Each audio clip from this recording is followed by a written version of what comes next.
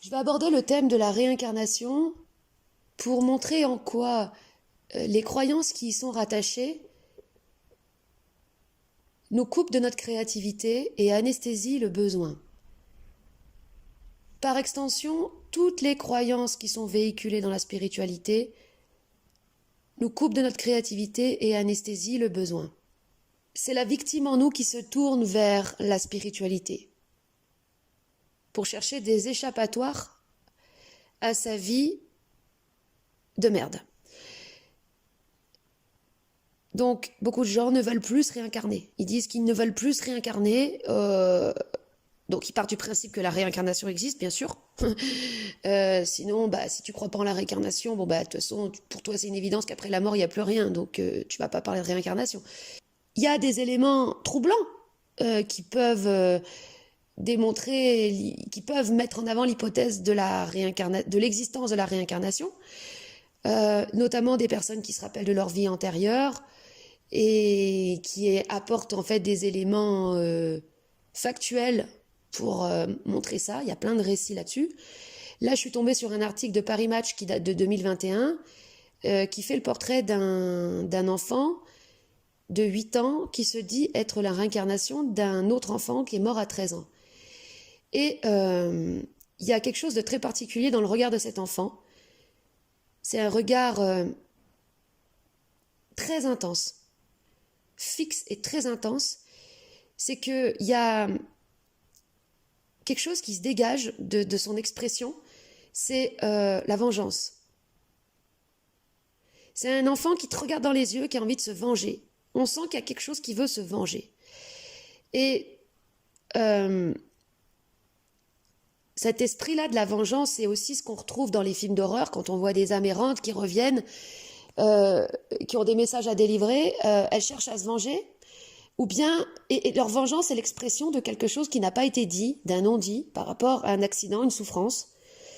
Et là, dans le cas du jeune garçon, il s'agit donc d'un enfant qui est mort à 13 ans, je crois que c'est dans un accident de voiture. En tout cas, il y a eu une non-résolution d'un problème.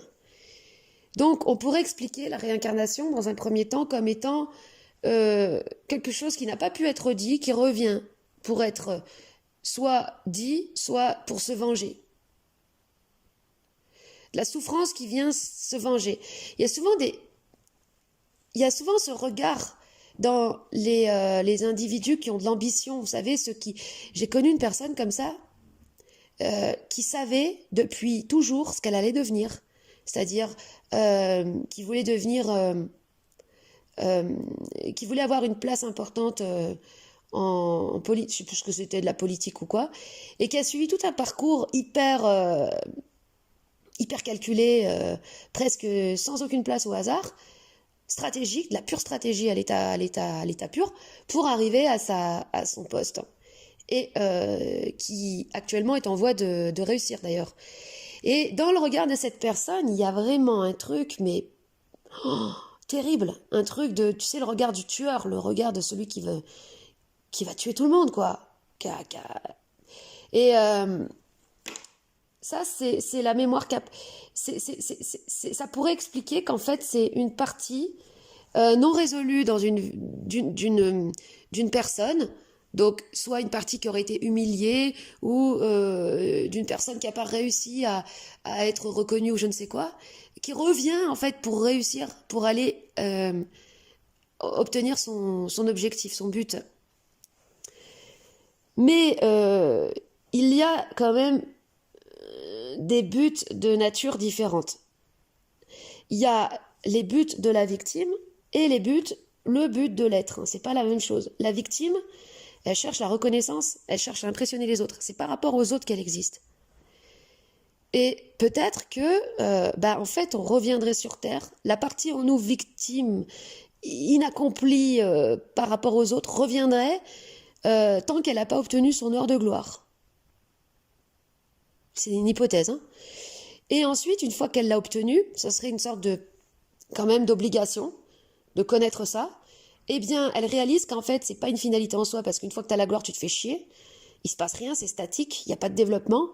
viendrait à chercher autre chose. Comme Mitterrand, qui à la fin de sa vie a dit, bon bah en fait, je me suis planté, la politique, en fait c'est un peu nul.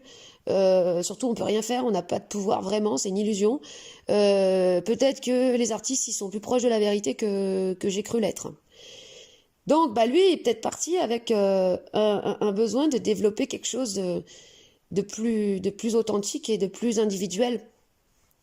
Possibilité. En tout cas, quelque chose qui m'apparaît comme une évidence pour moi, c'est que euh, il y a besoin de faire des expériences, déjà de faire toutes les expériences, euh, comment dire, de poursuivre tous les buts illusoires et superficiels pour réaliser qu'ils le sont superficiels. Il suffit pas de se le dire, il faut l'avoir vécu.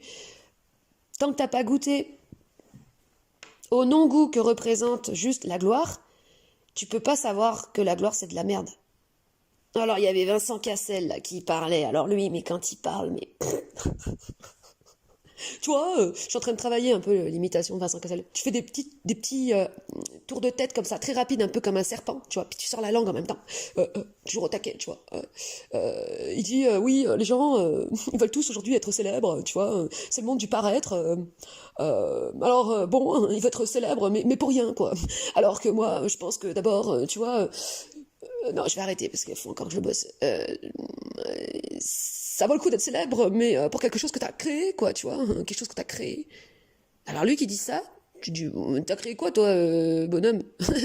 C'est bien mignon, là, mais c'est quoi, en fait? Parce que toi, t'es acteur, en fait. Si tu veux un acteur, c'est un peu un pantin, tu vois, on lui donne un texte, vas-y, récite, tu vois. Elle est où la création là-dedans? Oui, forcément, tu mets de toi, d'accord, mais bon.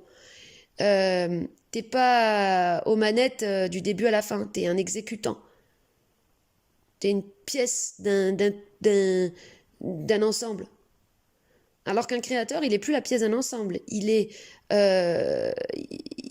décisionnaire, en fait, du début jusqu'à la fin.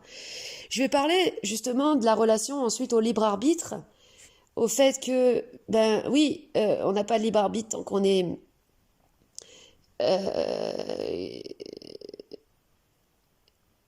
poussé par les forces inconscientes en nous, mais que quand tu rentres dans ta créativité, là, tu as du libre arbitre parce que tu prends des décisions du début à la fin dans la réalisation de quelque chose. Et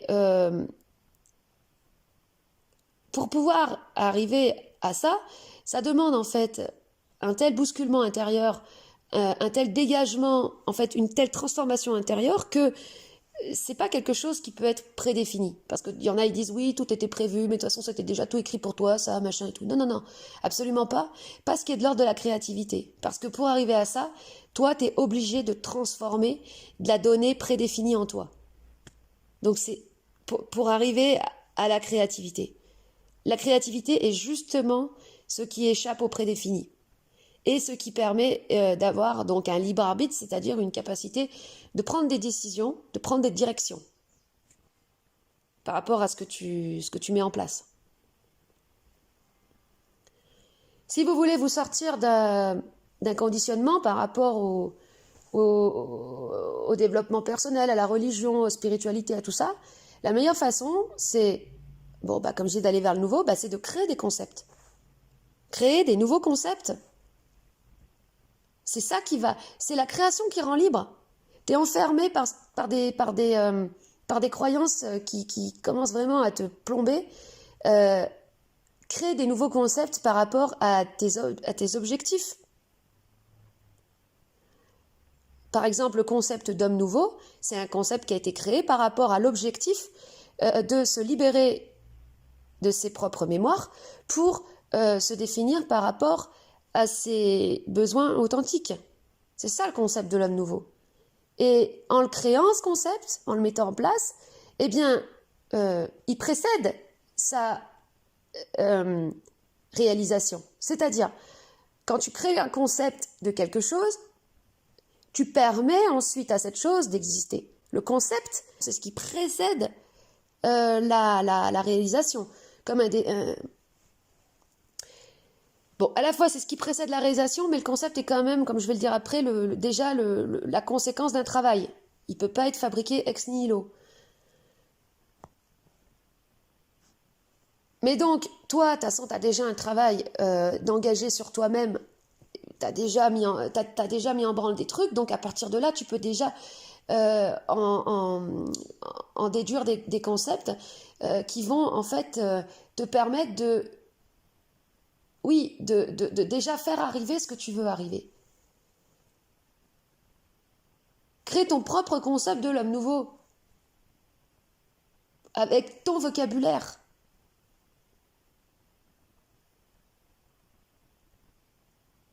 Parce que le vocabulaire que tu crées, toi, il va résonner par rapport à ton être, c'est-à-dire à ta nature authentique et singulière. Là, ça va résonner. Et comme ça va résonner, ça va activer le truc. Mais moi, par exemple, le concept de nouveau, je vous dis sincèrement, il me fait pas vibrer ce concept. Hein. Le concept d'ego, par contre, ça me fait bien, ça me met bien en vibration. Ça me, voilà. Le concept d'homme nouveau, franchement, je trouve ça naze, quoi. Par rapport à la photo que j'ai mise là de l'enfant, euh, dont l'expression du visage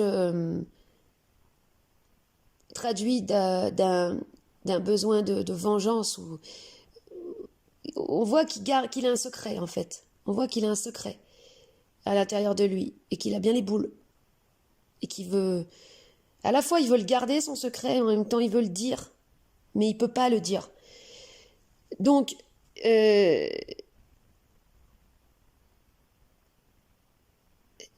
euh, si il garde son secret, euh, il va forcément chercher la vengeance en soit en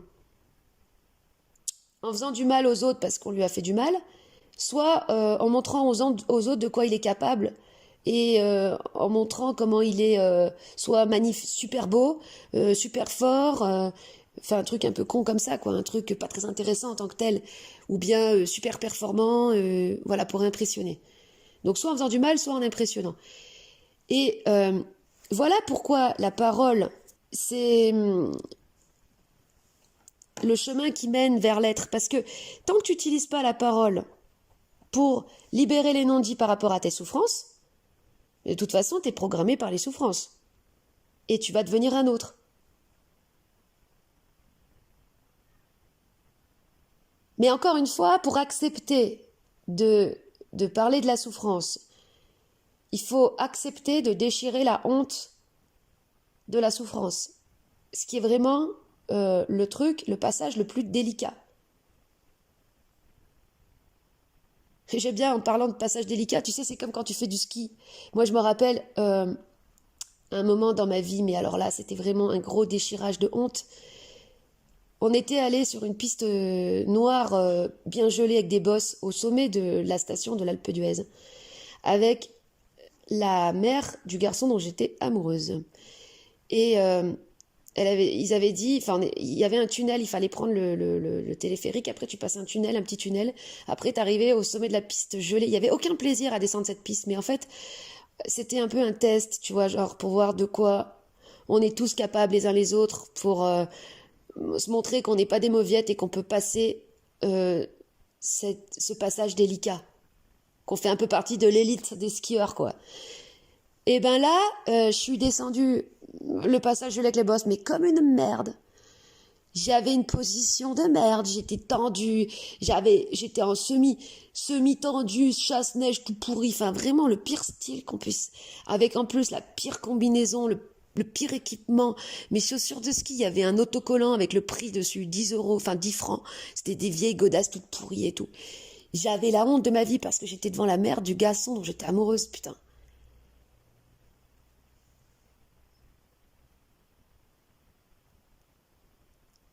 Mais c'était pas humiliant dans le sens où personne s'est moqué de moi. Ils se sont pas moqués de moi.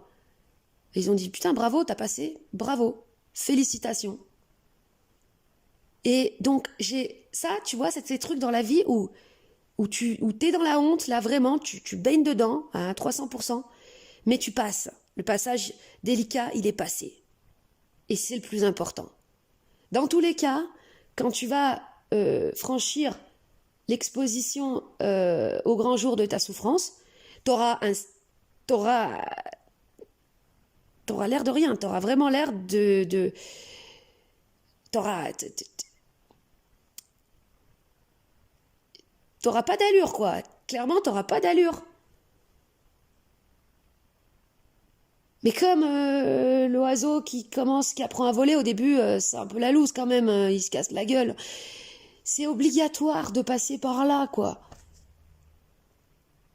Et cette symbolique, en fait, de la bouche fermée, de l'enfant qui garde son secret, ou de l'adulte qui est refermé, qui garde son secret, c'est non, mais là c'est le non du refus de je ne veux pas avoir la honte, je ne veux pas montrer ce qu'il y a en moi, je ne veux pas montrer le bobo qu'il y a en moi.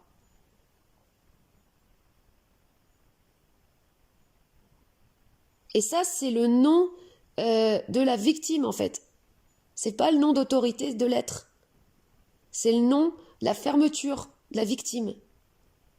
Qui, eh bien oui, finalement, préconditionne à un mode de réincarnation, si ça existe, encore une hypothèse, hein, préconditionne à un mode de réincarnation relou, c'est-à-dire que tu reviendras toujours avec ton problème, tu reviendras toujours avec ton secret, avec ta fermeture, et tu seras toujours mis au fait qu'il va falloir qu'à un moment donné, tu t'ouvres.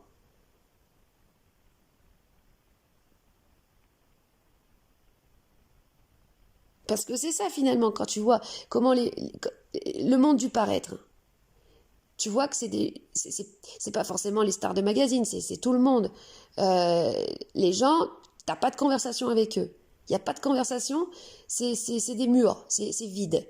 C'est pas parce qu'ils n'ont pas de culture, c'est pas parce qu'ils n'ont pas lu de bouquins, c'est pas parce qu'ils sont jamais allés dans un musée qu'ils n'ont jamais voyagé, c'est pas ça. C'est parce qu'ils sont fermés. Ils ont fermé. Fermé, fermé, fermé. Ils veulent pas ouvrir. Vraiment, les portes de leur souffrance. Ils ne connaissent que la plainte.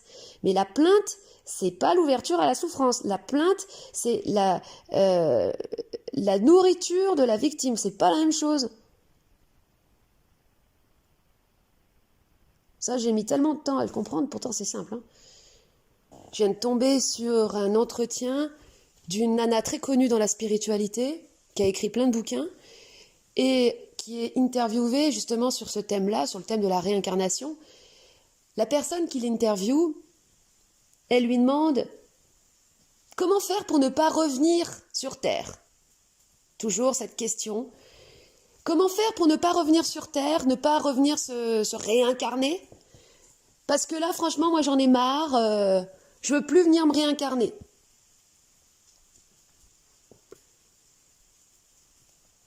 Qui c'est qui parle là? La victime. C'est la victime qui veut plus se réincarner, qui est déçue de la vie. Que fait la personne spirituelle quand elle est face à une personne déçue comme ça? Elle essaye de la réconforter en lui racontant une histoire. Je vais vous raconter l'histoire de l'humanité pour enfants de 5 ans et demi qui a bobo à la tête. Parce qu'en fait, un enfant de 5 ans et demi, tu lui racontes une histoire comme ça, il va pas te croire. Mais bon, les adultes, ce sont des enfants malades, quoi. Donc, elle va raconter l'histoire de l'humanité. Alors, à l'origine, avant, nous étions des âmes incarnées, nous étions connectés avec le divin, nous étions tous un. Et puis, il y a l'ange Lucifer, il est arrivé, il a amené la division. Là, j'ai arrêté parce que je commençais déjà à sentir la haine qui s'anime en moi. J'ai arrêté parce que je devine à peu près la suite, voilà, la division, et après, il y a eu l'ego, on est tous des personnes égoïstes, et là, maintenant, il faut qu'on repense qu'on est tous un, et qu'on est tous liés les uns aux autres, gna gna. Qui c'est qui a besoin de se sentir lié aux autres? C'est la victime, hein, c'est la victime qui veut pas être seule. La spiritualité, c'est une religion pour les victimes. Ouais. Alors, vous pouvez peut-être vous dire, attends, mais finalement, les spirituels, ils parlent des mêmes choses que toi. Toi, tu parles d'écouter sa voix. Quelle est la différence entre, justement, les spirituels et le simple fait d'écouter sa voix? C'est que écouter sa voix, c'est écouter sa voix. Concrètement. Il n'y a pas de subjectivité. Quand je parle, à un moment donné, je dis Dieu, je parle de Dieu, ou je parle de Satan. J'utilise ces mots pour les concepts qu'ils incarnent. J'utilise ces mots en tant que concept.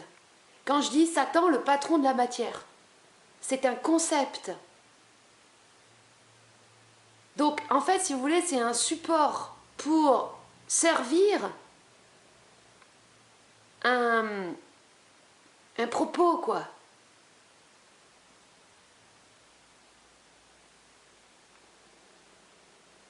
Mais c'est pas réel, bien sûr. C'est-à-dire qu'en fait, le problème des spirituels, c'est qu'ils considèrent réel ce qui est irréel, et ils font des choses du réel, des choses irréelles. Au lieu d'écouter leur voix, concrètement, ils te parlent d'écouter la petite voix intérieure. Mais tu sais pas c'est quoi la petite voix intérieure. Si tu sais pas faire la différence entre les parcelles victimaires en toi, tes besoins authentiques, enfin, je veux dire, si t'as pas des éléments concrets pour savoir identifier c'est quoi cette petite voix, ça peut être tout et n'importe quoi, donc ça peut être surtout des histoires. Comme après je vais parler des signes, vite fait, quand tu vois des signes, c'est des histoires que tu te racontes toujours dans cette logique de fuite. Non mais c'est vraiment ça en fait, toute la perversité du truc, c'est ils font des choses irréelles, des choses réelles, alors que c'est intéressant de parler de Satan en tant que concept, de Lucifer en tant que concept.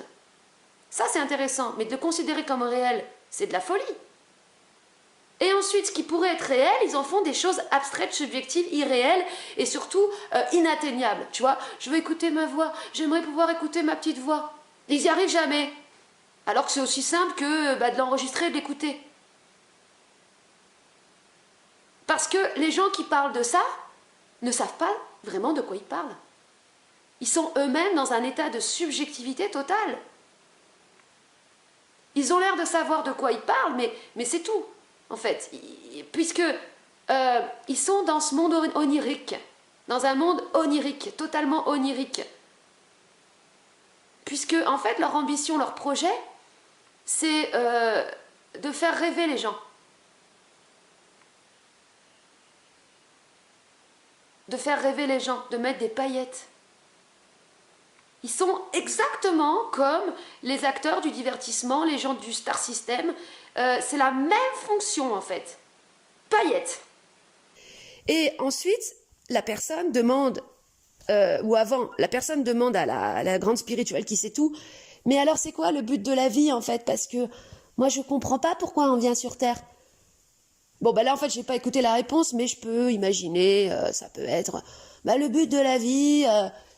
c'est de trouver l'amour en soi, c'est d'écouter sa petite voix intérieure qui qui te montre des signes. Ah oui, les signes. On parle pas des oiseaux, hein, les signes. Les signes sont partout. Les signes, c'est ce que tu veux voir. Là, il y a un rouge-gorge qui est en face sur un piquet. Ah oui, donc le rouge-gorge symbolise la joie.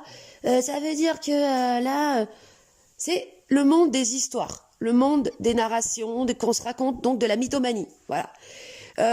Ça fait des gens mythomanes, des victimes mythomanes qui se racontent des histoires. On peut parler de tout et n'importe quoi. On peut tout dire, tout raconter. On peut dire des vérités ou des grands savoirs universels. Le but de la vie, c'est de trouver l'amour de soi.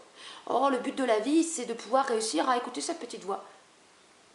Mais comment tu le dis ? Ou plutôt, qui parle en toi? Qu'est-ce qui parle en toi quand tu parles de ça?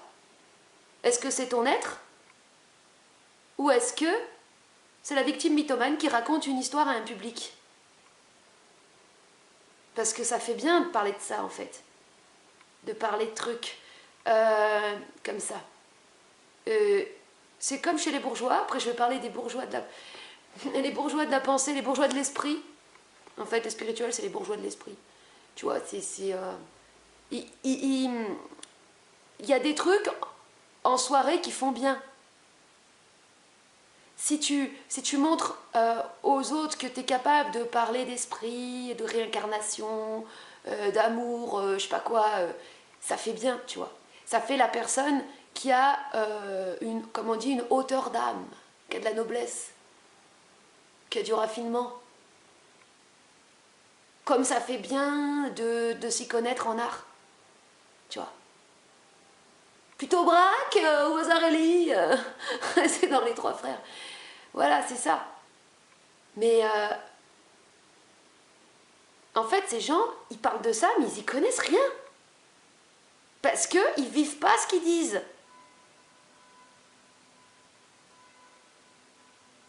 Ils sont plus intéressés par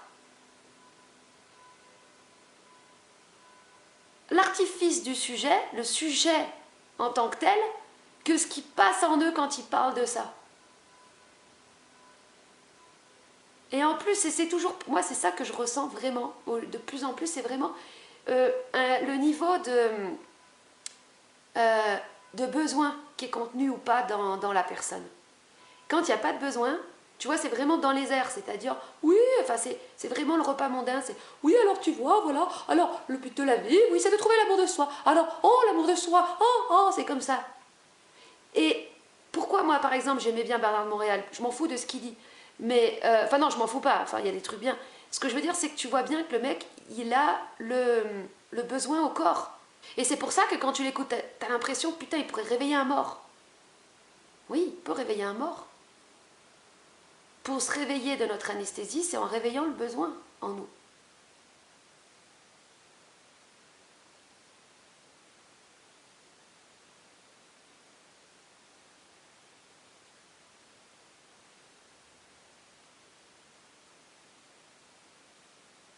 Le problème, c'est quand on est perché déjà trop haut. Pour redescendre. Plus t'es perché haut, plus t'es coupé de toi-même. Plus t'es perché haut, plus tu crois avoir fait du chemin. T'as pas fait du chemin, tu t'es juste perché au sommet d'un arbre. T'es juste monté au sommet d'une échelle. C'est pas faire du chemin, ça. Le chemin, il n'est pas au sommet de l'échelle. Hein. Il est sur la terre ferme, en fait.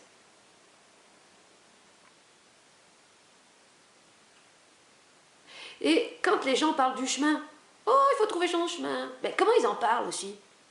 Comme des bourgeois de l'esprit. Comme des poules de basse-cour. Oh, faut trouver son chemin. Bon, faut trouver son chemin. Dans l'avant-dernière vidéo, je parlais du fait que j'avais pendant des années mal au ventre et que je voulais me défaire de ce mal au ventre. Et après, j'ai compris qu'en fait, ce mal de ventre, c'était mon besoin à l'intérieur qui poussait mais que j'écoutais pas. Que j'étouffais mon besoin. Le besoin racine de l'être, c'est le besoin de connexion à lui, en fait, au centre. Et ensuite, c'est la création. Il n'y a que dans la création, l'état de créativité, qu'il peut y avoir un développement. Donc, que tu es à l'image de la vie, finalement. Ou certains diraient à l'image de Dieu. Hier, je regardais pour la je sais pas combienième fois L'Associé du diable, parce que c'est un film, à chaque fois je comprends des nouveaux trucs grâce à ce film, avec Al Pacino qui incarne le patron de la matière, Satan. Donc, Satan, c'est le patron de la matière et il peut t'offrir tout ce que tu veux. C'est-à-dire qu'il peut réaliser tes rêves. Alors, c'est pour ça qu'à un moment donné, donc Al Pacino dit à Keanu Reeves qui incarne son fils, dis-moi ce que tu veux, dis-moi quel est ton rêve, et puis je te le réalise. C'est quoi? C'est avoir cette sensation de puissance, cette adrénaline quand tu es face au public et que tout le monde te regarde. C'est d'avoir le super appartement de ouf. C'est d'être le mec le plus riche du monde. Et vous observez que, en fait, comme je le disais dans l'autre vidéo, le rêve, dans un rêve, il n'y a pas de développement. C'est-à-dire, tu obtiens, par exemple, comme Johnny Hallyday, la célébrité et le charisme. Et puis tu fais des concerts dans des stades de France avec plein de gens qui hurlent ton nom. Bon, la première fois, j'imagine que ça doit être un peu cool quand même. Mais ensuite, c'est toujours pareil. Il n'y a pas de développement. Il n'y a pas de nouveauté là-dedans. C'est pour ça qu'après, tu finis par te faire chier. Johnny Hallyday, c'est quelqu'un qui s'ennuyait profondément dans sa vie. C'est un des mecs qui s'est fait le plus chier dans la vie. Parce que, il n'y a jamais eu de nouveauté qui arrivait. Toujours pareil. Quand tu réalises donc ton rêve, c'est bien sur le coup, mais c'est tout. Donc ça peut pas être ça le but en fait. Ça peut pas être la réalisation d'un rêve, d'une idée figée. L'état de créativité, c'est pas un rêve en soi. Tu peux pas rêver d'être dans ta créativité parce que c'est quelque chose qui doit se faire, qui doit se réaliser. Et c'est pas quelque chose qui peut être donné de l'extérieur, tu vois, à la différence du charisme, on peut te le donner, le charisme, si par exemple, si une personne te fait un virement de 1 milliard d'euros sur ton compte en banque, tu vas voir que les gens, ils vont commencer à te regarder différemment, à te parler différemment. L'attention qu'ils vont te porter, tout de suite, va changer ton comportement, ça va te créer du charisme. Tu vas avoir du charisme. Si tu passes à la télévision, tu auras du charisme en fait parce que tu auras de la popularité. C'est quelque chose qui peut t'être donné. Le talent aussi, on peut te le donner en t'apprenant une technique. Si tu passes 3 mois à apprendre une technique, par exemple, il y a quoi comme technique qui pourrait te donner du talent? Par exemple, apprendre à faire des vitraux. Tu vas faire ensuite des vitraux et les gens vont dire, ah, vous avez du talent. Tu auras appris ça en 3 mois. Voilà. Mais la créativité, c'est pas quelque chose qui peut être appris ou transmis de l'extérieur parce que c'est ce qui vient du besoin intérieur. C'est ce qui vient vraiment de l'intérieur, du cœur. Et c'est là, c'est que toi avec toi en fait.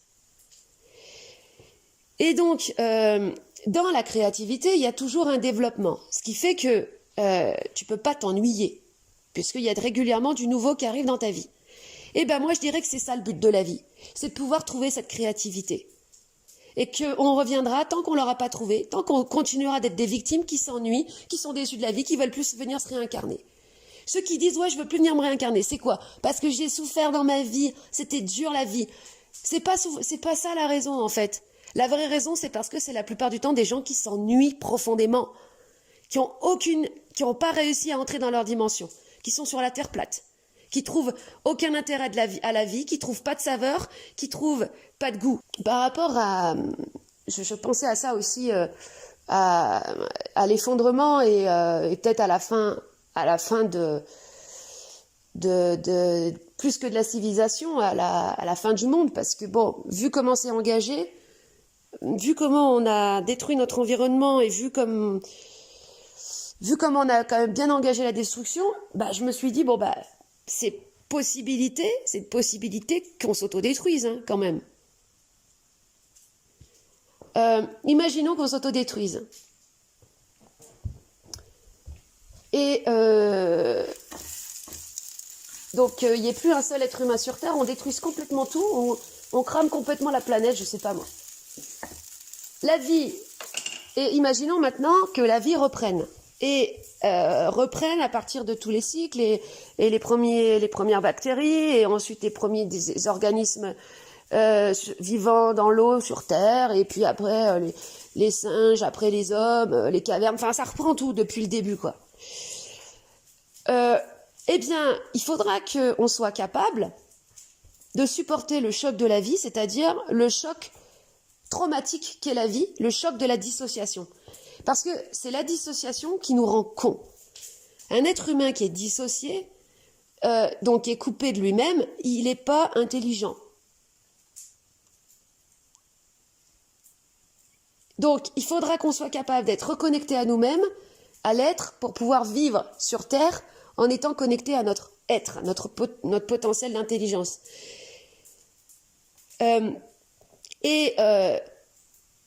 S'il y a bien eu un moment où on était en connexion avec le divin, c'est le moment où on était des animaux, parce que un animal, il fait pas de la merde.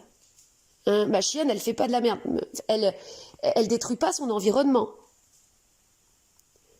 Mais en contrepartie, ma chienne ne peut pas être, n'a pas d'individualité, donc ne peut pas s'éveiller à son pouvoir créateur. Ma chienne, elle peut pas suivre son projet.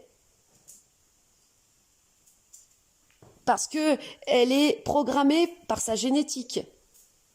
Elle peut pas. Donc, pour qu'il puisse y avoir une individualité, forcément, il y a un trauma. C'est-à-dire qu'il y a une coupure aussi avec ce qui fait de nous des animaux et une coupure vis-à-vis de ça.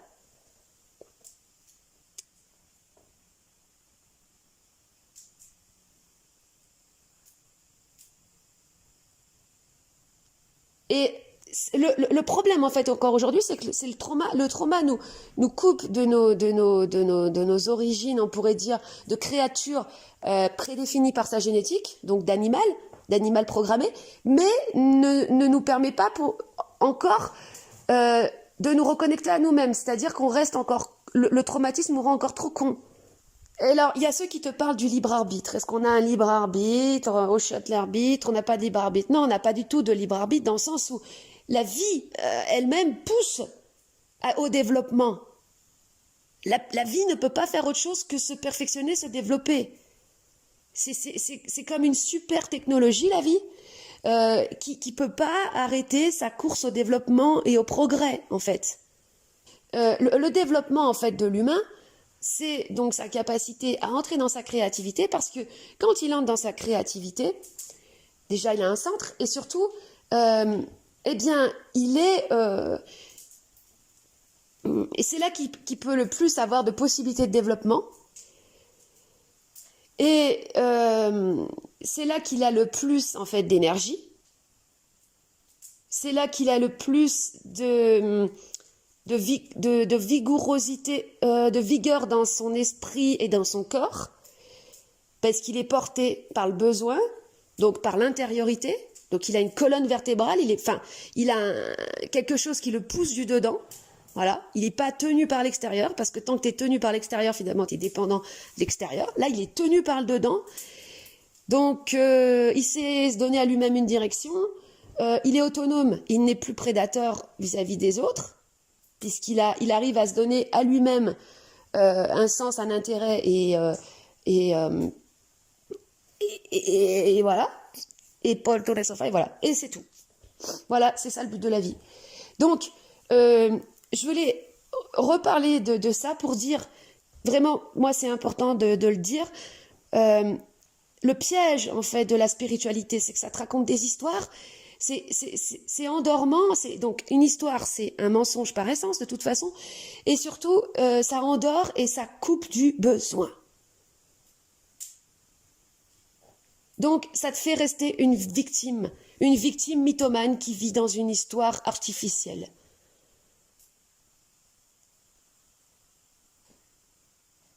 Une créature et non un créateur.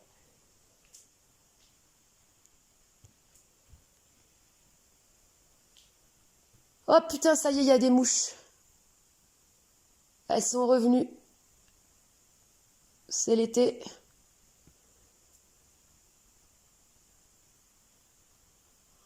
Ouais. Alors, il m'a fallu 3 ans pour comprendre que je créais moi-même un élevage de mouches, parce que je comprenais pas pourquoi j'en avais autant, parce que je laisse mon compost ouvert. J'ai vu qu'ils se développaient là-dedans. J'ai fait, ah d'accord, ok. Ben, je vais peut-être en fait le mettre dehors ou le fermer ou faire quelque chose. Il m'a fallu 3 ans pour comprendre ça. Ouais.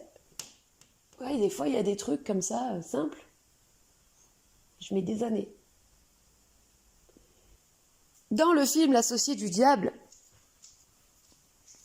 on voit bien comment le personnage central de l'avocat qui est un arriviste et qui veut...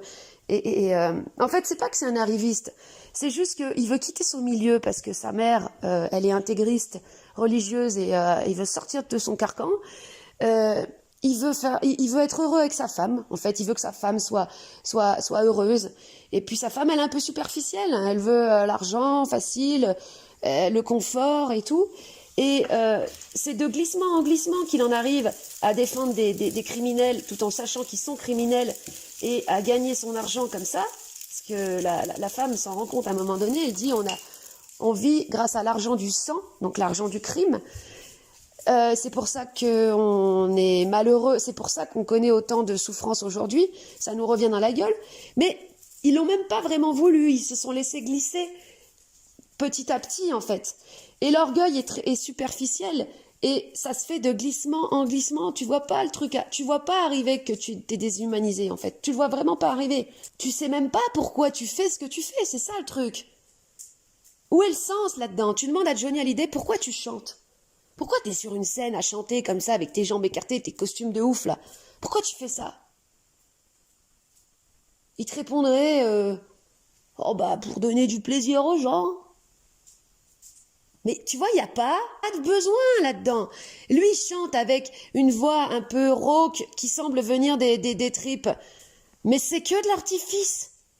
C'est purement artificiel.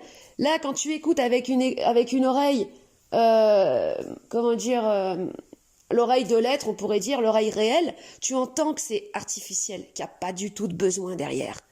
Que c'est juste pour impressionner, que sa grosse voix de faux crooner, il sait même pas pourquoi il fait ça au fond. Il sait pas. Il savait pas. C'était pas, il n'était pas habité. Et oui, je voulais faire une petite parenthèse par rapport à la drogue. Vu que c'est un sujet d'actualité, quand j'avais fait mon entretien pour Entrer aux Beaux-Arts, la première question qui m'avait été posée, je me rappellerai toute ma vie, c'est est-ce que vous prenez du LSD?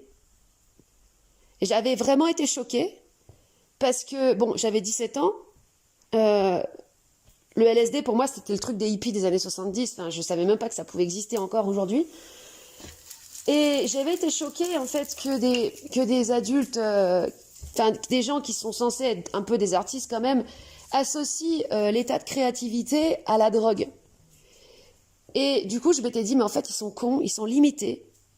Ils sont limités. Eux, ils savent pas ce que c'est que la création. Parce que la création amène une expansion et amène beaucoup d'énergie.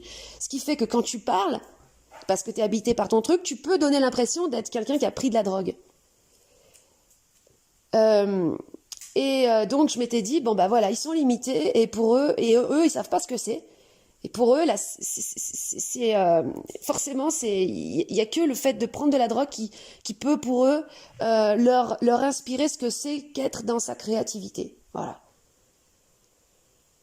Et après, en fait, avec les années, ces études m'ont apporté, parce qu'elles m'ont déconstruit pas mal de conditionnements que j'avais sur l'art et tout ça, donc ça c'était bien, mais en contrepartie, ça m'a enlevé le besoin, progressivement, parce que l'illusion, en fait, des écoles d'art et tout, c'est de faire croire aux étudiants qu'il faut qu'ils créent des concepts, mais un concept, tu peux pas le créer ex nihilo.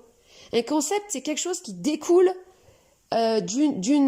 d'une pratique, en fait. C'est-à-dire que c'est comme la méthode. La méthode, tu peux pas la créer ex nihilo. La méthode, elle vient quand tu commences à faire quelque chose. Par exemple, moi, la méthode du dialogue intérieur, elle s'est mise en place d'elle-même parce que j'ai suivi mon besoin. La maïotique, c'est pareil, ça s'est mis en place dans la pratique. Donc d'abord, il y a le besoin et ensuite découle la méthode. Ensuite découle le concept. Des concepts... tu t'en crées forcément, en fait, à partir du moment où tu suis ton besoin. Tu vas être un créateur de concepts. Mais eux, ils veulent être des créateurs sans toucher la matière, sans suivre le besoin, pour pas se tâcher. Juste que ça germe dans leur tête. Donc, c'est pour ça qu'ils sortent des concepts qui sont pas novateurs, qui n'ont rien de novateur, qui sont surfaits et qui sont pas vraiment des concepts, qui sont plus des illustrations d'idées. Donc c'est pour ça que l'art est complètement mort parce que les individus ont déserté complètement la création en tant que telle. Ça leur fait peur, ça leur fait trop peur, ça leur demande trop d'investissement, ça leur demande trop de vivre des mouvements intérieurs qu'ils sont pas capables de vivre. Eux, ils préfèrent rester morts et vivre dans leur tête, voilà, dans leur tête où il y a des idées préfabriquées. Comme les gens, voilà, avec leur maison, oh bah moi je préfère une maison préfabriquée qui est dans le catalogue plutôt que de fabriquer, concevoir ma maison selon mes besoins et donc l'adapter à mes besoins et créer quelque chose de totalement singulier, totalement unique. Et ça, moi si j'ai un rêve, parce que j'aime beaucoup, enfin tout ce qui est habitat, ça m'a toujours parlé et ça me parle beaucoup encore aujourd'hui. Là je suis en train de faire une cellule d'habitation qui minimale pour ramener aux besoins essentiels. Si le jour où on sera, ouais, donc si j'ai un rêve, le jour où on sera créateur, on pourra concevoir des habitations qui correspondent parfaitement à nos besoins. Et alors là, mais on aura des trucs incroyables. Et on vivra dans un monde incroyable où tu vas chez les autres et quand tu vas chez quelqu'un, tu vas dans un autre monde que tu connais pas. Là, ce serait vraiment... Aujourd'hui, c'est tout le monde pareil, des maisons plus ou moins pareilles, enfin bon, un peu des différences, mais c'est partout pareil. C'est bof, quoi, c'est pas très... Euh, et tu vois comment... Je parlais des horizons bouchés. La souffrance te fait te boucher l'horizon progressivement, de plus en plus ça se réduit, ça se réduit. Quand tu montres quelque chose que tu as fait toi-même, que tu as créé toi-même, tu observes que les yeux des gens, ils s'ouvrent. Tu as l'impression qu'en fait, t'as les bords, tu vois, qui étaient comment dire, tout rétrécis. Non, voilà. Tu as l'impression que les bords, ils s'ouvrent, que le champ de perspective, il s'ouvre. Eh ben oui, parce que comme c'est nouveau, l'œil, il s'ouvre pour pouvoir capter des informations. Tu vois, quand tu vois quelque chose que tu n'as jamais vu, ton œil il va s'ouvrir pour mieux prendre toutes les informations de ce que tu perçois, pour intégrer la nouveauté. Et cette nouveauté que tu intègres, ça vient créer des connexions dans ton cerveau nouvelles. Donc ça ramène de la vie, parce que la vie c'est de la connexion. Mais de la connexion pas avec les autres, avec les autres âmes mortes, avec les autres victimes. Venez, on va tous se mettre ensemble, on va aller au barbecue, on va manger des saucisses ensemble, on va se bourrer la gueule ensemble parce qu'on se fait chier. Non, non, ça c'est pas la connexion avec déjà les parties de toi-même. Des connexions avec des nouvelles zones en toi même. On n'a pas des Barbies dans le sens où comme on est partie intégrante de la vie, que la vie a besoin de se développer, on est contraint de se développer. Mais là où on peut avoir du libre arbitre, c'est justement quand on arrive à entrer dans sa créativité, parce que c'est là que tu peux prendre des décisions réellement. Pourquoi ? Parce que ce que tu crées ne dépend que de toi. Pourquoi dans le monde des Playmobil, on n'a pas de libre arbitre, ou dans notre vie terrestre où il y a la naissance et la mort, on n'a pas de libre arbitre parce que tu nais, tu meurs, tu décides pas que tu peux pas mourir, par exemple. Donc voilà, mais parce que ça, ce sont des éléments qui sont prédéfinis. Le fait qu'on ait un corps, le corps il est prédéfini. C'est pas toi qui as choisi ton corps. Enfin bon, après il y en a qui aiment bien pouvoir choisir leur corps. Et moi je comprends en fait finalement les gens qui veulent changer d'apparence et tout parce qu'ils veulent pas être soumis par les lois de la nature. Quelque part, c'est une forme de rébellion. Et l'être, la création, c'est de la rébellion. C'est de la rébellion par rapport à ce qui est prédéfini. Parce que c'est cette force de rébellion qui va t'amener toi à définir ce que tu as besoin de définir. À définir ton cadre. Par exemple, je vous donne un exemple avec mes trucs de peinture.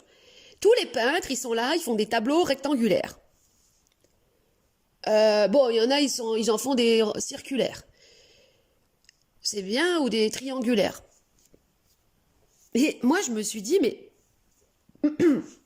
pourquoi est-ce que la forme du tableau n'est pas plutôt définie par le dessin lui-même ? Pourquoi il faudrait absolument que ce soit sur un fond rectangulaire ? Enfin, je veux dire, il y a quelqu'un qui a dit, ça doit être comme ça ? Mais non, ils font tous pareil.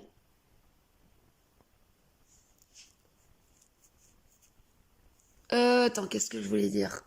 Donc, quand tu es dans ta créativité, là par contre, tu as du libre arbitre parce que tu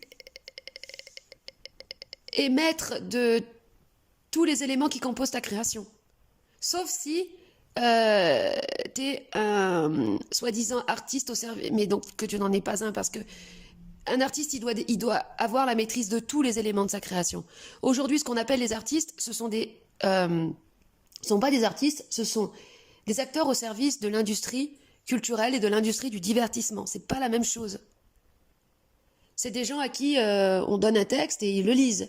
C'est des gens à qui on donne les paroles d'une chanson et ils la chantent. C'est pas des artistes. Un artiste, il décide de tous les éléments de sa création. C'est bien ça vraiment qui fait que tu es artiste. Donc ça veut dire qu'à partir du moment où tu... Et en fait, pourquoi d'ailleurs, en fait, c'est ça la voie, parce que euh, le fait quand j'y vive pour l'esprit, c'est être capable de se donner à soi-même des directions. Euh, pour pour créer quelque chose, une création, c'est une série de directions, c'est une suite de directions, c'est une suite de décisions aussi. Celui qui prend la décision d'acheter, je donne un exemple très con, hein, d'acheter une pochette canson avec une dizaine de feuilles dedans, et de faire une série de dessins à partir d'un langage visuel très simple, fait de cercles de couleurs. Il fait une série qui s'appelle Cercle de couleurs, voilà, où il parle avec des cercles de couleurs. De toute façon, plus c'est simple, plus c'est parlant. Hein, donc bon. Mais pour arriver à ça, il a fait tout un putain de cheminement intérieur pour se débarrasser de tout un paquet de conditionnements de merde et de croyances de merde. Hein.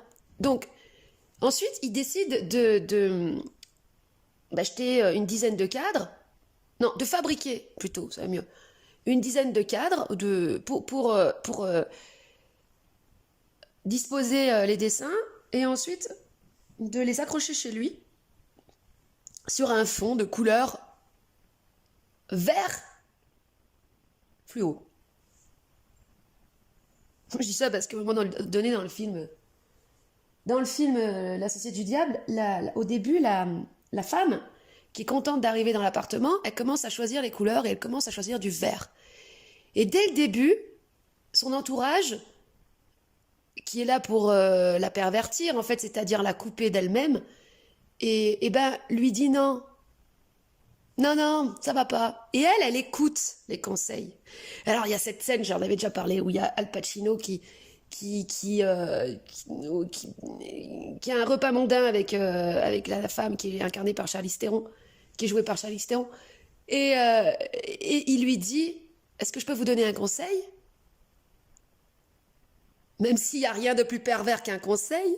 Et là, elle rigole, la meuf, elle rigole nerveusement, mais elle accepte d'écouter le conseil. Et elle écoute les conseils des autres, donc elle écoute la voix des autres, et c'est comme ça qu'elle s'écoute plus. Et en choisissant de pas mettre du vert, elle met des couleurs qui sont pas elle. Donc elle sombre dans la folie parce que bah, tout simplement elle ne s'écoute plus. Donc lui, il décide de peindre en vert et il met sa série de 10 dessins qu'il a accrochés sur des cadres qu'il a fait lui-même avec ses cercles de couleurs. Et ça peut péter sa mère, hein, n'empêche, un simple truc comme ça. Bien, là, en fait, du début jusqu'à la fin, il a pris des décisions, il a pris des directions. Donc, qui venaient de lui. Donc, il avait bien du libre arbitre là-dessus. Certains diront non, tout est prédéfini. En fait, c'était déjà préécrit qu'il allait faire ça, ou c'était son destin. Eh bien, ces gens qui disent ça, je vais vous dire un truc, c'est des gens qui connaissent rien à la création. Ce sont des victimes d'ailleurs qui croient tout connaître. Parce que quand tu crées quelque chose, ça crée un tel mouvement à l'intérieur de toi, ça crée une telle déconstruction de trucs obsolètes. C'est-à-dire que pour que le mec il en arrive à pouvoir peindre un mur en verre chez lui, mettre sa série de dessins, il s'est battu à l'intérieur de lui pour déjà déconstruire des conditionnements et puis faire de la place aussi en lui pour ça. Parce que pour avoir son espace de création, il faut se faire de la place à l'intérieur. Les gens n'ont pas de place. Ils remplissent, comme ils remplissent leur maison, ils remplissent leur intérieur, eux, de plein de trucs, de plein de pensées qui servent à rien. Oh merde, j'ai oublié d'acheter des sopalins. Bon, j'y retourne. Tu vois, des trucs comme ça. Mais on s'en fout. Faut faire de la place. Et ça, c'est le début du travail. Comme l'artisan dans son atelier commence d'abord par dégager sa table pour pouvoir poser ses trucs et bosser. Donc, le mec, il s'est battu. Et quand il s'est battu intérieurement, il a dépassé des peurs aussi, de jugement, des trucs d'humiliation de son enfance parce que on lui a fait croire qu'il n'était pas capable ou qu'il valait rien. Il a la honte en lui, donc du coup, il a déchiré tout ce merdier. Quand tu vis ça à l'intérieur, tu sais que c'est réel. Et tu sais que c'était pas préprogrammé. Parce que tu sais reconnaître ce que tu crées toi-même. Ce qui n'a jamais existé. Ce que tu crées toi-même. C'est une évolution. En faisant ça, en déchirant la honte, en niquant tout le merdier en lui, il évolue réellement. Et ça, l'évolution, ça n'est pas encore pré-programmé, pré-écrit. Et il l'a arraché. Il se l'est arraché à lui-même, tout ça. Donc il saura que c'était pas du libre arbitre, que c'était pas pré-écrit, et que c'est lui qui a créé tout ça. Par rapport à tous ces gens qui parlent de réincarnation, en général depuis des expériences de mort imminente,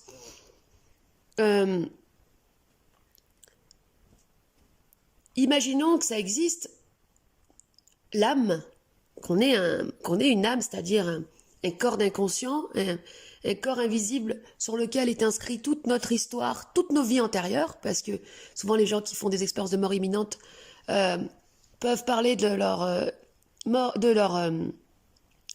vie antérieure et comprendre pourquoi ils en sont aujourd'hui dans le présent à vivre ce qu'ils vivent, pourquoi il y a tel problème qui se représente par rapport à des vies antérieures. Ils viennent ensuite t'expliquer qu'on va se réincarner, qu'on est éternel et tout ça, mais ils parlent depuis leur âme, depuis leur corps d'inconscient, et l'inconscient, c'est un monde onirique dans tous les cas. C'est pour ça qu'ils viennent te parler d'anges, de Lucifer, de personnages oniriques comme ça, qui sont les formes que l'inconscient prend pour illustrer qui sont les formes que l'esprit humain crée pour donner un sens au non-sens de la vie, mais c'est pas réel. C'est pas réel. C'est pour ça que c'est toujours des histoires aussi. Et même si l'âme existe, et que le corps d'inconscient existe, et qu'après la mort, il y a l'âme qui part je sais pas où, et après elle revient. Dans tous les cas, là où elle va, même si c'est génial où elle va, avec les anges, et que c'est merveilleux, et qu'elle baigne dans l'amour, ou je sais pas quoi, dans tous les cas, il n'y a pas de possibilité de développement là où elle est. Elle est en stand-by. Il y a possibilité de développement que dans la matière. Parce que dans la matière, il y a des limites. Des contours, des limites. Et seule la limite peut permettre un dépassement, une transcendance de la limite, donc un développement. Quand tu es dans l'infini, il n'y a pas de développement possible. Puisque c'est infini. Tu restes dans l'infini. Comme si tu étais, tu vois, dans l'univers, dans l'espace, tu vois. T'es le capitaine Haddock dans l'espace. Bon, t'es bien. T'es un peu shooté parce que dans Tintin sur la Lune, quand le capitaine Haddock il est dans l'espace, il part en freestyle total parce qu'il y a il manque d'air dans sa tête et il délire complètement. Mais il est super bien, hein. Il est super bien. Et après, il veut pas revenir. Il est trop bien. Ben, il se développe pas, hein. Il reste dans les airs, dans sa fiction.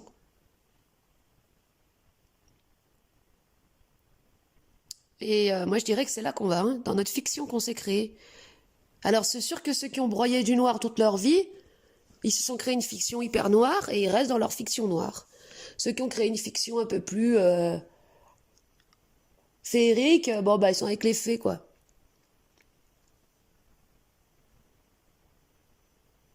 Mais c'est l'anti-réel.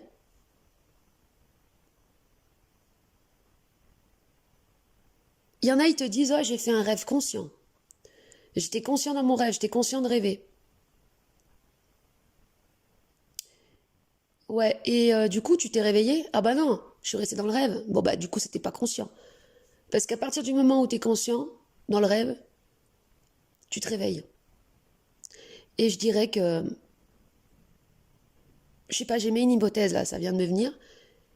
Peut-être que quand on est désincarné, c'est une possibilité, ce qui nous pousse Enfin, quand on est une âme désincarnée dans je sais pas où, ce qui nous pousserait à nous réincarner, ce serait peut-être la prise de conscience qu'on n'est pas incarné.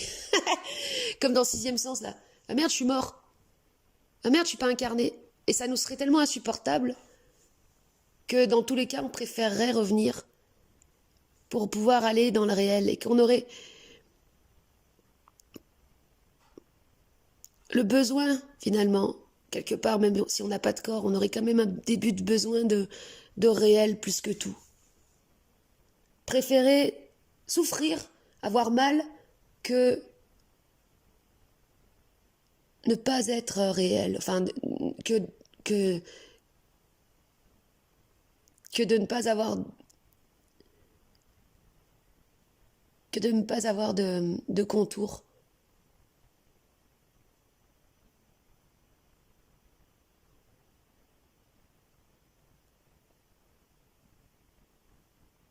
Et quand tu es créateur, c'est toi qui peut commencer en fait à devenir, à, à donner des contours là où tu veux donner des contours, de donner des limites là où tu veux donner des limites. Donc, ça change complètement la relation à la vie. Tu ne la subis plus, puisque tu en deviens un concepteur, quoi. Tu changes complètement la manière. Moi, c'est ça qui s'est passé quand je me suis ouvert à mon langage. C'est que euh, ma relation à l'existence a complètement changé dans ma façon de concevoir l'existence. Avant, il y avait une partie de moi qui était quand même dans le stress et en pression, tu vois, de putain, il faut que je prouve, j'ai quelque chose à prouver, merde, j'ai pas réussi. Normalement, à 30 ans, quand t'es femme, t'es censée avoir un enfant, être en couple, tu vois, t'as tous ces conditionnements de merde. Genre, non, t'es censé gagner tant par mois avec ton boulot, sinon t'as échoué, et d'avoir une Rolex à 50 ans, enfin, tu vois, t'es dans ces trucs-là. Et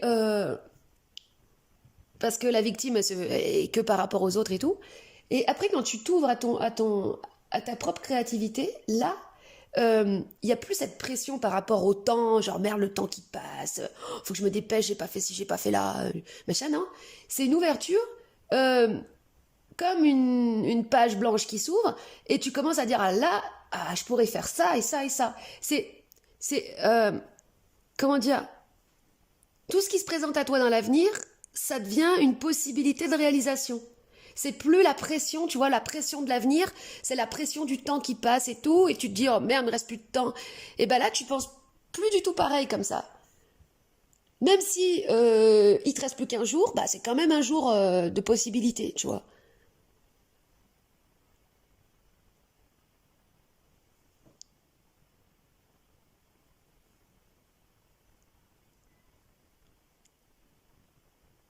Et comme c'est toi qui prends les décisions de où tu mets les limites, où tu mets les contours, euh,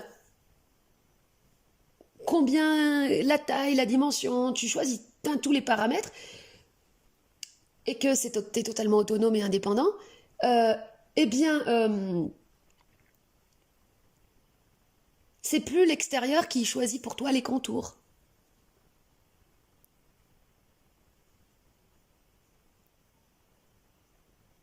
Et après, tu réalises qu'en fait, les gens, à eux seuls, ils savent rien.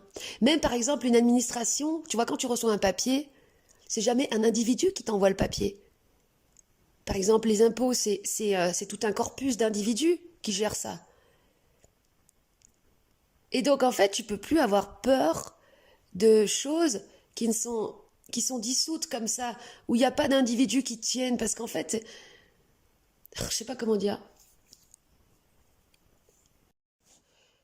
Pourquoi la croyance en des formes et en des concepts prédéfinis détruisent la créativité?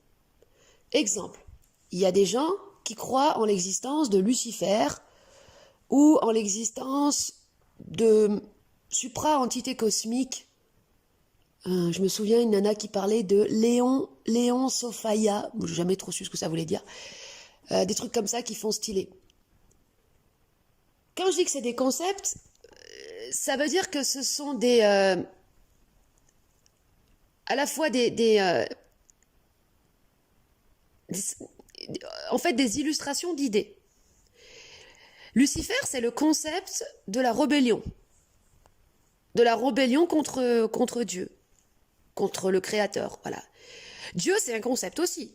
C'est le concept de création. C'est le concept du pouvoir créateur. Voilà. que tu vois ces concepts, que tu les visualises. Comme par exemple les gens qui font des expériences de mort imminente, ils vont voir Jésus, ils vont voir Lucifer. Ce sont des visualisations de concepts produites par euh, qui, comment dire, qui sont des fabrications à partir de souvenirs, euh, d'éléments issus de ta culture, de tout ce qui serait imprégné en toi, qui va fabriquer une visualisation de la chose. Mais c'est pas réel. Les artistes ont toujours représenté des concepts. Les artistes de l'époque de la Renaissance, ils représentaient les anges, ils représentaient Lucifer, parce que c'était les concepts de l'époque. Et quand je dis que le fait de croire à ça tue la créativité, eh ben c'est la même chose que j'ai pu observer par exemple dans le milieu artistique. Les gens, ils croient par exemple euh, à certains concepts de...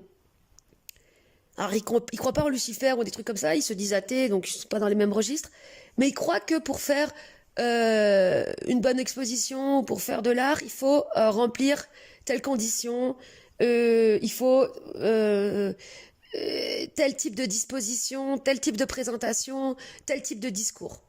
Ils sont attachés à des concepts prédéfinis. Et c'est pour ça qu'ils n'ont aucune créativité, qu'ils font tous la même chose et qu'ils amènent pas de nouveau. Ils n'osent pas, en fait, déconstruire ce qui leur a été transmis. Donc ils sont conventionnels, c'est des pompiers, quoi. Les pompiers, ils se pompent entre eux, voilà. Et, euh, et donc après, ils sont dans le formalisme. Bah, c'est la même chose dans la spiritualité. C'est que du formalisme. Quand t'en écoutes un, tu les as tous écoutés. Ils parlent tous de la même chose, ils ont tous les mêmes références, et voilà.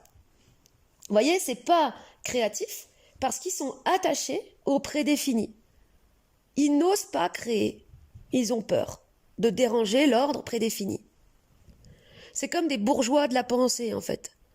Non, c'est des bourgeois de l'esprit. Voilà. Je vais les appeler comme ça, les bourgeois de l'esprit. Oh, putain. Si tu veux être créateur, faut devenir un punk. Faut tout déconstruire, faut tout niquer. Ils osent pas casser. Ça, c'est un truc qui m'avait marqué.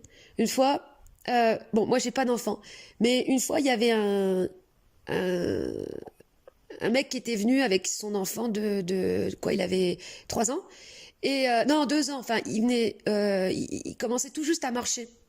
Ouais, ben 1 an du coup. Et il arrive dans la maison. Il avait pris une bouteille d'huile. Ah oui, c'est ça. Il prit une bouteille d'huile. Et il arrive avec sa bouteille d'huile. Je me dis, putain, il est fort, il arrive à porter ça. Et là, il la renverse sur le tapis. Alors, en soi, il n'y avait pas de danger, parce que c'était sur le tapis, donc du coup, il n'y avait pas de danger qui glisse et tout. Et moi, je me souviens, j'ai eu une crispation, genre, oh merde, le tapis. Et après, je me suis dit, attends, meuf, t'es en train d'être crispée parce qu'il a sali le tapis. Mais qu'est-ce qu'on s'en fout de ce tapis à la con? En plus, c'était vraiment pas un super tapis, tu vois.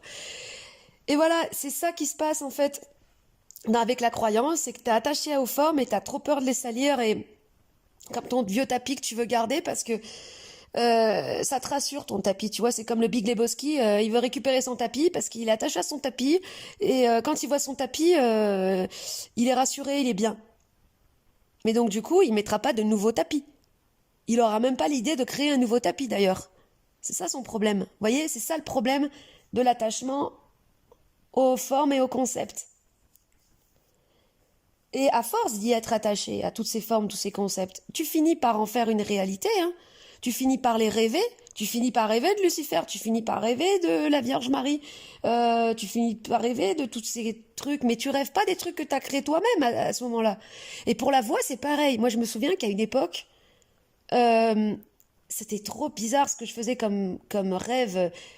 C'était pendant les siestes, j'entendais, dans ma tête, j'entendais des fois des voix, enfin une voix, des voix qui parlaient ensemble, tout embrouillées, des brouhahas en fait. Je sais pas si ça vous est déjà arrivé de faire des rêves sonores. Et donc là, j'entendais, je fais, oh là là, mais c'est quoi? Mais parce que c'était toutes les voix qui étaient en moi, mais qui n'étaient pas ma voix. Et à mesure que je me suis mise à parler, à écouter ma voix, ça s'est complètement barré.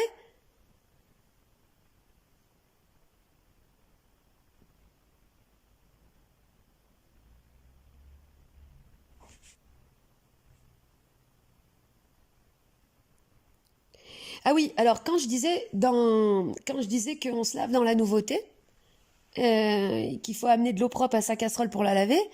La meilleure façon, en fait, de sortir de conditionnements qu'on a, qui sont en nous par rapport au développement personnel, ce qui est le plus émancipateur, en fait, c'est d'avoir l'audace de créer des nouvelles formes. Quand j'avais créé mon concept de bestiole, ça m'avait fait un bien fou parce que ça m'avait permis de déconstruire le concept d'entité que je trouvais vraiment relou et tout. Et là, j'avais capté, mais attends, mais on peut vraiment, c'est illimité. Pourquoi je créerais pas à chaque fois que je fais une expérience nouvelle, j'intègre un nouveau truc, parce qu'à ce moment-là, je peux créer un nouveau concept. Parce que les mecs dans le supramental qui ont créé le concept d'ajusteur de pensée, c'est des trucs qu'à un moment donné, un bonhomme, il a créé, hein.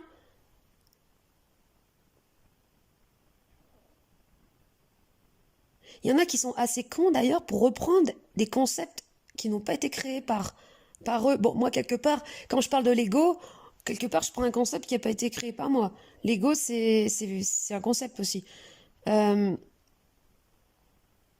Et peut-être que d'ailleurs, les concepts seraient ce qui précède la conception.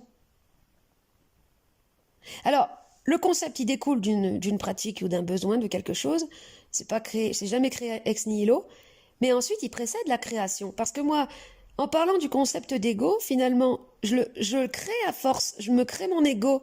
Je crée ce que j'ai défini comme étant l'ego, en fait. Plus tu as une capacité à définir ton concept, plus tu peux le rendre réel. Donc c'est pour ça que ceux qui te parlent de 5e dimension, comme ils savent pas définir, ils savent pas de quoi ils parlent concrètement, bon, ils y arrivent jamais à leur délire.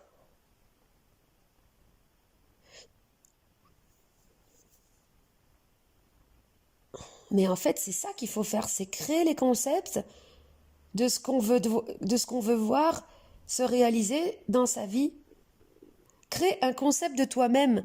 Parce qu'il y en a... Alors, le concept de l'homme nouveau. Alors, c'est quoi, en fait, le concept de l'homme nouveau? Bah, c'est le concept du créateur, c'est le concept de celui qui est dans sa créativité, qui apporte du nouveau régulièrement dans sa vie. Donc, c'est le concept de celui qui est plus prédéfini par ses mémoires, mais qui est défini lui-même par la nouveauté qu'il amène dans sa vie.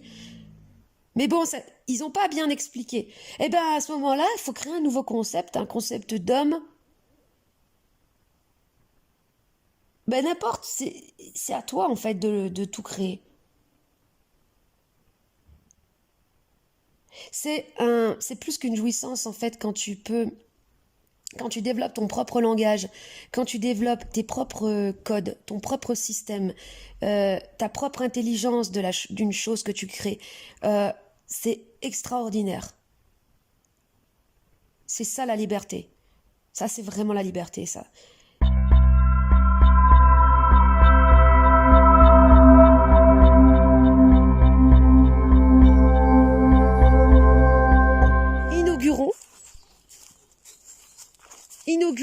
Inaugure ton nouveau statut de créateur en réalisant quelque chose, un artefact dont tu es le concepteur du début à la fin. J'insiste là-dessus, concepteur du début à la fin. Juste petite parenthèse, spéciale dédicace, David Bowie qui est décédé. David Bowie, si tu m'entends, j'ai un truc à te dire parce que tu avais organisé tes propres funérailles avec un mec qui s'appelait Jack Stevens, mais on voit bien que c'était toi, pour faire tes propres hommages à ta mort, à ton décès, où Jack Stevens, qui est toi, dit que tu étais the first complete artist. The first complete artist, parce que tu as fait tous les médiums, poésie, peinture, mode, sculpture.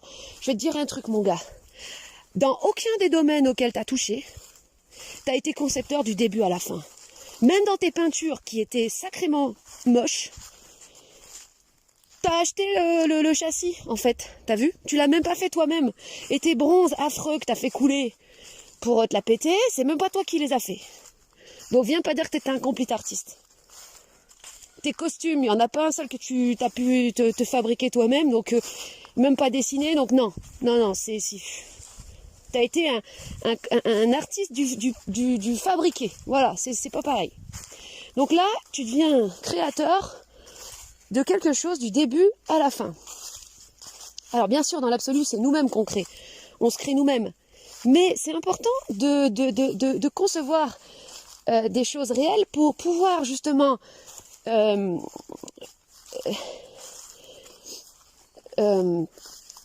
amplifier le processus d'accouchement de l'être qui lui a besoin de se réaliser dans la matière.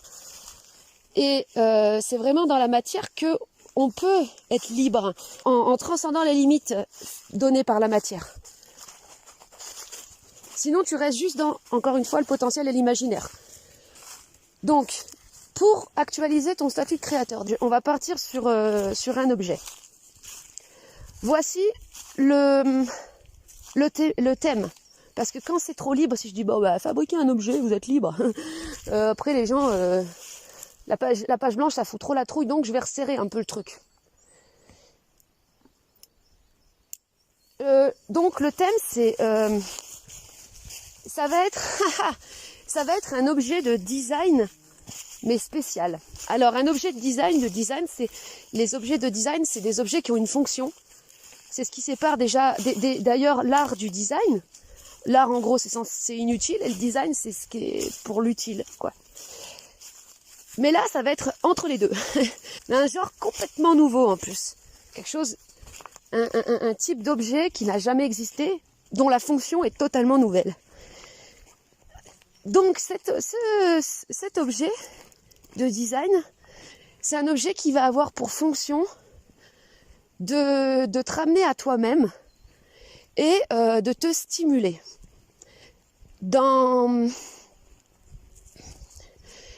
de te stimuler sur ton propre chemin, en fait, de te stimuler à avancer sur ton chemin.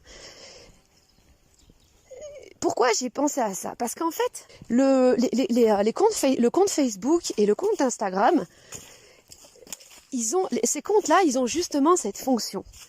Ils ont la fonction pour les gens de leur permettre de rentrer chez eux quand ils sont égarés. Tu vois, quand tu passes une journée à bosser pour quelqu'un d'autre que toi, même. Bon, ça t'éloigne un peu de toi. Donc le soir, ou pendant les pauses, tu vas sur Facebook, comme ça tu rentres chez toi, en fait. Mais sauf que le problème, c'est que ce chez-soi du Facebook, c'est un monde d'images qui ont pour fonction de cacher la souffrance. Donc c'est un monde d'images qui mentent. Et ces images qui mentent, elles sont pas vraiment stimulantes en fait. Elles sont juste réconfortantes. Mais elles sont pas stimulatrices de créativité. Par contre, quand tu vois par exemple un truc qui a été fait par exemple, imaginons, je sais pas moi, un texte super bien écrit par une personne, toi, ça va te stimuler en fait dans ta créativité d'écrire, dans ton besoin d'écrire, tu vois. C'est bien toute la différence. Donc là, il s'agirait de concevoir un objet qui te permette à la fois de te ramener à toi, de te faire rentrer chez toi.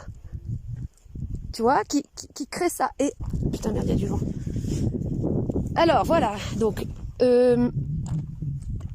tu vas être décideur du début à la fin. Alors bon, tu vas pas, si tu prends du bois, le bois tu vas pas pouvoir le fabriquer. On est d'accord. C'est comme le chef cuisinier, il prend des œufs. Les œufs, il va pas les pondre. Hein. Sinon, ça voudrait dire qu'il faut qu'il devienne une poule avant. ça va prendre du temps, quoi. Donc, il y a des éléments qui seront déjà faits. La peinture, tu vas pas la chier si t'en prends. Puis voilà, quoi, ça va de soi. Après, tu peux fabriquer ta peinture avec du pigment et tout. C'est à toi de voir, justement, si ça a un sens pour toi de la fabriquer. Si c'est pas utile de la fabriquer par rapport à ce que tu fais, alors tu la fabriques pas. Mais si c'est important pour toi, par exemple, si tu dois peindre un truc en jaune, d'utiliser pour faire le jaune, d'utiliser par exemple, je sais pas moi, du pollen des pétales de pissenlit, tu vois. Bon, voilà, là tu prends ça. Ça pourrait être une sorte de, pas de pense-bête, mais d'objet d'objet de reconnexion, quoi. D'objet de reconnexion à soi. Quelle couleur tu vas utiliser? Quelle est la couleur qui te fait le plus rentrer chez toi? Ensuite, quel matériau tu vas utiliser? Quel matériau te fait le plus rentrer chez toi? Est-ce que c'est du tissu, du bois? C'est quoi? C'est du métal rouillé? Il y en a qui adorent ça, le métal rouillé. C'est quoi en fait? Pose-toi toutes ces questions. Couleurs, matériaux, images. Est-ce qu'il y a des images particulières? Est-ce qu'il y aurait des objets que tu pourrais incruster au truc lui-même?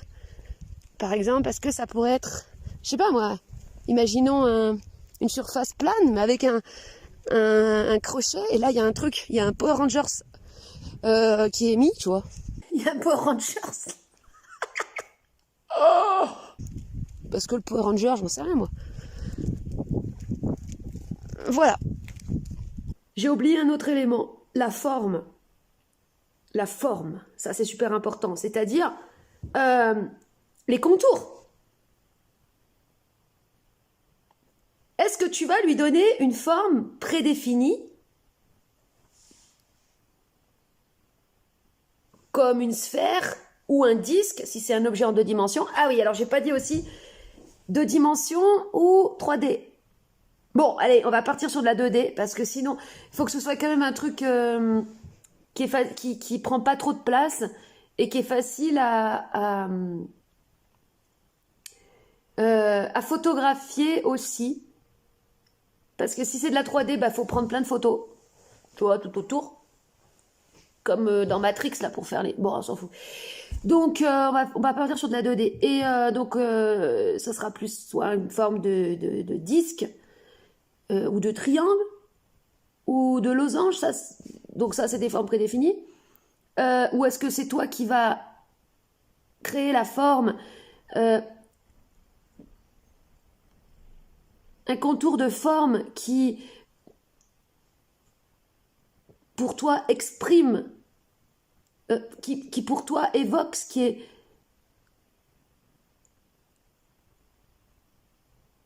est d'être chez toi? C'est bizarre, hein? Encore une fois, c'est très très bizarre. Quelle couleur te permet de rentrer chez toi? Quelle forme te permet de rentrer chez toi? E.T. téléphone maison. Non mais c'est ça, parce que la fonction de cet objet, c'est de permettre une reconnexion avec soi et en même temps une activation du processus d'individualisation. Hein. Il n'y a qu'un Français, une Française pour inventer un truc pareil tellement que c'est compliqué. Non, mais c'est pas que c'est compliqué. Dit comme ça peut paraître compliqué. C'est comme quand tu parles d'une chose pour la première fois, ça paraît bizarre. Et après, ça devient normal. Si en plus, après, il y a un nom qui est donné à ce type d'objet, mais un nom tout simple, à chaque fois, je redécouvre à quel point c'est génial de se filmer. Parce que, tu vois, c'est comme quand tu parles avec une personne qui galère à expliquer quelque chose. Toi, tu peux lui dire les mots, parce que t'es à l'extérieur. Ben là, moi, je peux me dire les mots que je cherchais. Voilà, qu'est-ce que c'est que cet objet que j'ai quand même un peu galéré à expliquer? Un objet dimensionnel. Un objet dimensionnel. Pour pouvoir entrer dans sa dimension.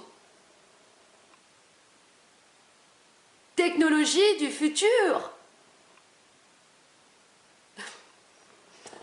Détends-toi, Hello, là. Technologie extraterrestre. Des terrestres extra. Parce qu'en fait, les extraterrestres, ça n'existe pas. C'est nous. Les terrestres extra. Tout terrestre qui réalise son extraordinarité devient un extraterrestre, ou plutôt un terrestre extra.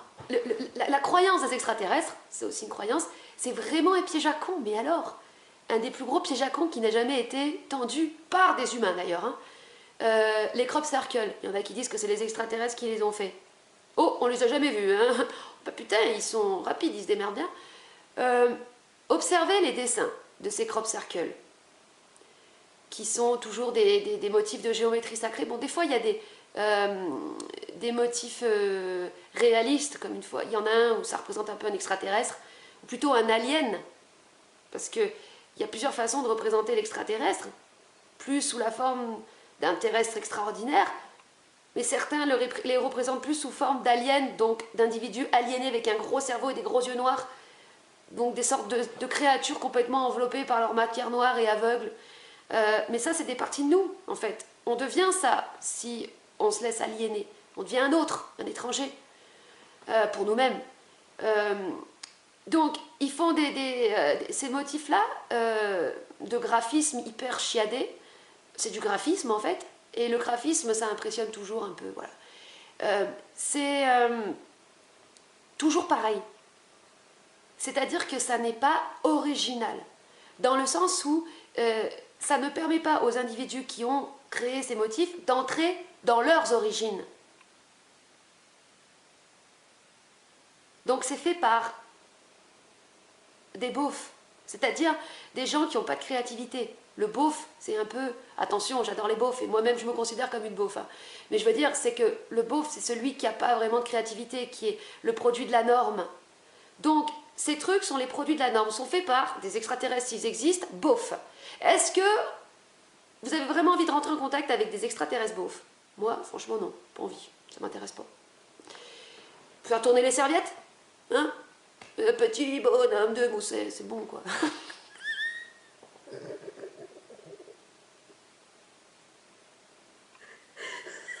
Non, mais ça, c'est le côté lumineux du beauf, parce qu'en fait, moi, j'adore. J'adore ça, moi. Mais ça, c'est... Bon, c'est le côté... le bon côté. Oh, merde. J'ai appris qu'il y avait des gens qui se faisaient enterrer avec la chanson de Patrick Sébastien. Ah, qu'est-ce qu'on est serré au fond de cette boîte. Il faut, pour faire ça, quand même, faut avoir de l'esprit, quand même.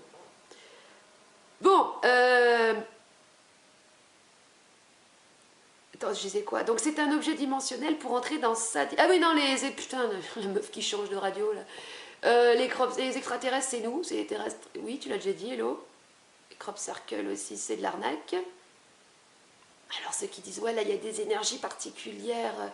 Oui, les ondes de forme. Si tu tiens une pyramide dans ta main, tu verras que ça dégage de l'énergie. Les formes, justement, dégagent des ondes, ont des vibrations particulières. Donc c'est en ce sens que c'est intéressant, justement, de définir une forme par rapport à soi. Donc pas forcément un truc existant comme une forme de cheval ou une forme, je sais pas, de feuille. Non, mais une forme informe qui est la forme que tu veux définir, plus une couleur ou des couleurs, plus un choix de matériaux. Déjà, ça fait... Déjà, si... Attendez, je vais enlever... Bon, non, j'enlève rien. Mais déjà, rien que ces trois paramètres-là, ça définit beaucoup de choses déjà. Et ensuite, on a en fait un objet dimensionnel pour entrer dans sa dimension. Pour connecter avec ses propres origines.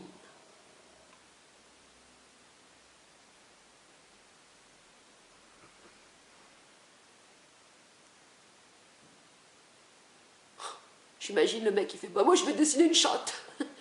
Ouais, mais une chatte, ça existe déjà. C'est déjà une forme prédéfinie.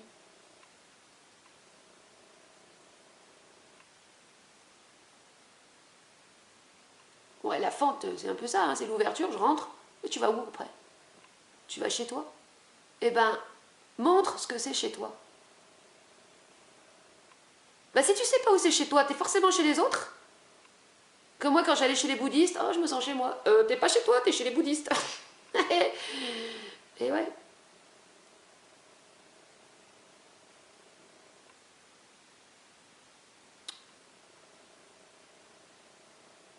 Avec ça, avec ces objets, tous ces trucs, on pourrait faire une exposition qui s'appellerait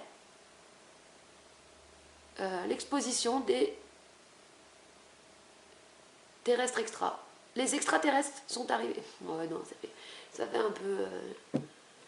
le titre, non, il faut... Oh, puis merde, on s'en fout, de toute façon. Faut rigoler un peu. Et voilà, et ce serait super intéressant, comme je disais tout à l'heure, que chacun explique ensuite pourquoi il a fait ça, qu'est-ce que ça veut dire pour lui en fait. Parce que c'est comme ça que tu crées, en créant ton langage, tu crées ton univers en fait. Tu rentres dans ton monde à toi. C'est comme ça qu'on se répare aussi. Hein. Encore une fois, hein, on se répare dans la nouveauté, on se répare aussi dans la création.